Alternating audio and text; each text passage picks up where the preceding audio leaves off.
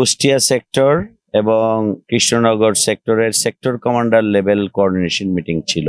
আমাদের মধ্যে অত্যন্ত সৌহার্দ্যপূর্ণ পরিবেশে আলোচনা সম্পন্ন হয়েছে। আলোচনা অত্যন্ত ফলপ্রসূ ছিল। আমাদের পক্ষ থেকে বর্ডার কিলিং বা সীমান্তে হতাহতের ঘটনা শূন্যের কোঠায় নামানোর একটা দাবি ছিল। যে কোনো ধরনের অবৈধ অনুপ্রবেশ এটাকে রোধ করার জন্য এবং মাদক এবং অস্ত্র পাচারের বিরুদ্ধে আমরা শূন্য টলারেন্স যেন শো করি, এগুলি আবেদন তারা সবই মেনে নিয়েছে।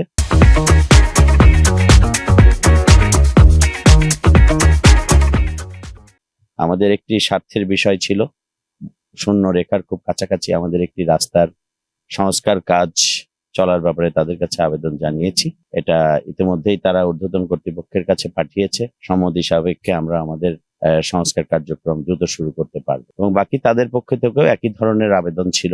আমরা উভয় পক্ষ সৌহার্দ্যপূর্ণ পরিবেশে পারস্পরিক সহযোগিতা এবং পারস্পরিক বিশ্বাস এবং আস্থা যেন বাড়াতে পারি, বাড়িয়ে উভয়েই আমরা কমন গোল অ্যাচিভের জন্য একজনে কাজ করে যেতে পারি, এটি আমাদের আলোচনার মূল বিষয়বস্তু ছিল এবং অত্যন্ত ফলপ্রসূ এবং সবকিছুর ব্যাপারে তারা খুব পজিটিভ ছিল এবং আমাদেরও সবকিছু তারা খুব ইতিবাচক ভাবে গ্রহণ করেছে। এটিও আমরা উভয় পক্ষ একমত পোষণ করেছি।